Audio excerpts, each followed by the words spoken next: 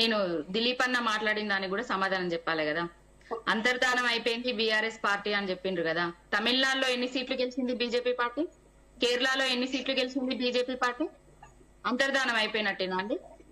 అధికారం ఉన్నదే కదా అనేసి ప్రాంతీయ పార్టీని ఏదైతే బీఆర్ఎస్ పార్టీని ఏదైతే తెలంగాణ కోసం కొట్లాడిన పార్టీని తొక్కాలని చూసి తొక్కి మీరు అందరు కలిసి చేసిన పనులు మళ్ళీ ఇప్పుడు బీఆర్ఎస్ పార్టీ అంతర్ధానం అయిపోయింది. అంతర్ధానం అయిపోయిందా లేకపోతే ఎవరిని అంతర్ధానం చేస్తా అనేది రాబోయే రోజులల్లో ప్రజలు ఒక లెక్కతోటే ఉన్నారు.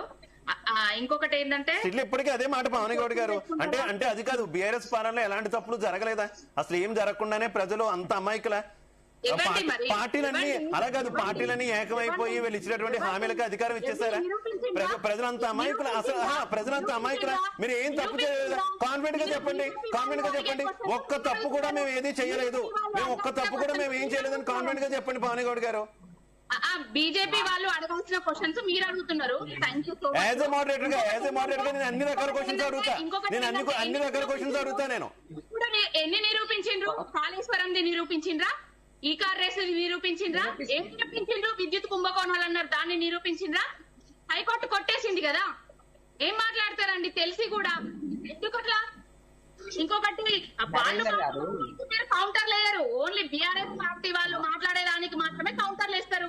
ఎప్పుడు ఆనాడు కాంగ్రెస్ తో పోతున్నామన్నారు, ఈనాడు ఆ రోజు టీఆర్ఎస్ పార్టీని ఏర్పాటు చేసినప్పుడు అమాస గుట్టిని పున్నంలో పోతున్నారు. పోయినరా? పోనేపోలేదు. కాంగ్రెస్ లో కలుస్తారన్నారు, బీజేపీలో కలుస్తారన్నారు.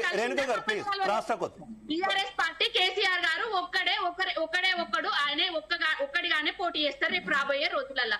వేరే పార్టీలతోటి మాకు పొత్తులు అవసరం లేదు. మా అధిష్టానం మధ్యలో మాట్లాడద్దు ప్లీజ్. పవన్ గౌడ్ గారు కంటిన్యూ. మా అధిష్టానము ఏ నిర్ణయం తీసుకుంటే దాన్ని మేము స్వాగతిస్తాము. కానీ ఏంటంటే పొత్తులు ఉండేవా అనేది, పొత్తులు ఎందుకు ఉంటాయి చెప్పండి? మేము ఒక్కరిగానే కొట్లాడుతున్నాం కదా. ఇప్పుడు కాంగ్రెస్ పార్టీ అధికారంలోకి వచ్చిన తర్వాత వడ్ల కొనుగోలు విషయం గాని, బోనస్ విషయంలో గాని, మహాలక్ష్ములు 2500 రూపాయలు ఇవ్వకపోవడం గాని, హిల్టన్ నుంచి లగచెర్ల బాధితుల వరకు కూడా మేమే కొట్లాడుతున్నాం కదా. బీజేపీ పార్టీ వాళ్ళ కుంభకోణాలకు కొమ్ము కాస్తుంది కదా. అన్ని చూస్తూనే ఉన్నారు కదా ప్రజలు. ఇప్పుడు ఏంటంటే తెలంగాణలో ఏం రాజకీయం జరుగుతుందంటే 2 జాతీయ పార్టీలు కలిసి కేసీఆర్ గారు బీఆర్ఎస్ పార్టీ ఉండొద్దు అనే ఉద్దేశంతో వాళ్ళు రాజకీయాలు చేస్తున్నారు.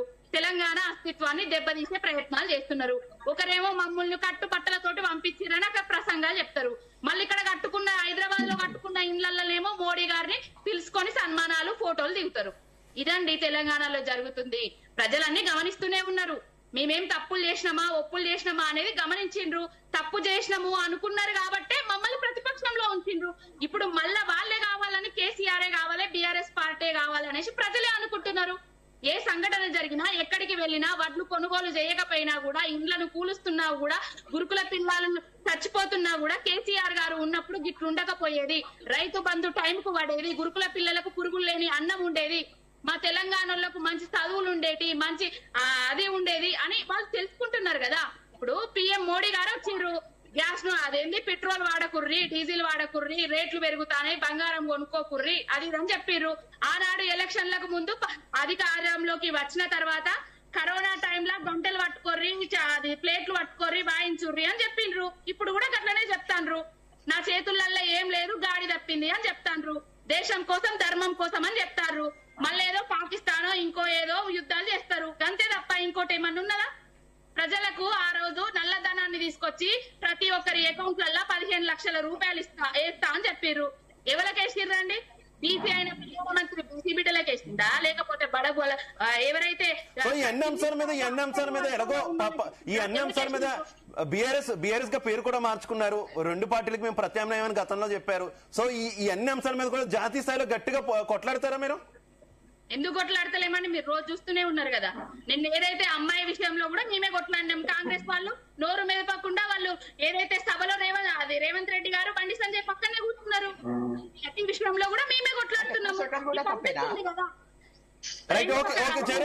జయరాం గారు, భవిష్యత్ తెలంగాణ రాజకీయం ఏ రకంగా ఉండబోతుంది? పొత్తులు ఉంటాయా, పొత్తులు ఉండవా? రేవంత్ రెడ్డి గారు కాంగ్రెస్ పార్టీలోనే కంటిన్యూ అవుతారా, లేదంటే మరో హిమంత బిశ్వ శర్మ అయ్యే ఛాన్స్ ఉందా? బీఆర్ఎస్ సిచ్యువేషన్ ఏ రకంగా ఉంది? ఖచ్చితంగా తెలంగాణలో అధికారం కోసమే అధికారంలోకైతే వస్తామని భారతీయ జనతా పార్టీ నాయకులు చెప్పుకుంటున్నటువంటి పరిస్థితి. ఏం చెప్తారు? భవిష్యత్ తెలంగాణ రాజకీయం ఏ రకంగా ఉండే అవకాశం ఉంది? శివ, మీరు అడిగేది ఏంటంటే రేవంత్ రెడ్డి కాంగ్రెస్ లో ఉంటాడా, బీజేపీకి వెళ్తాడా అనేది. కాంగ్రెస్ లో ఉన్నా బీజేపీలోకి వెళ్ళినా కూడా పెద్ద ప్రజలకి